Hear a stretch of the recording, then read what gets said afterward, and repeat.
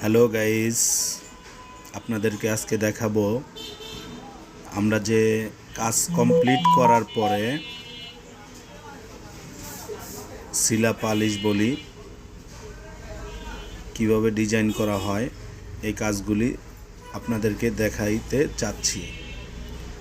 তো দেখেন, আলহামদুলিল্লাহ, এই যে কাজগুলি কিভাবে নিখুঁতভাবে করা হয়।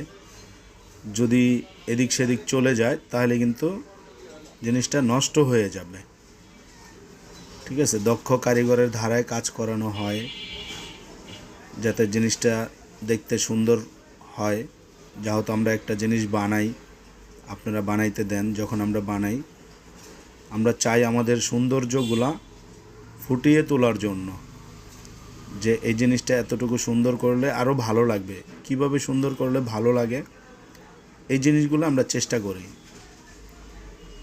তো আলহামদুলিল্লাহ, দেখতে দেখতে কাজ শেষ পর্যায়ে আপনাদেরকে অল্প কিছু সময় দেখাইলাম।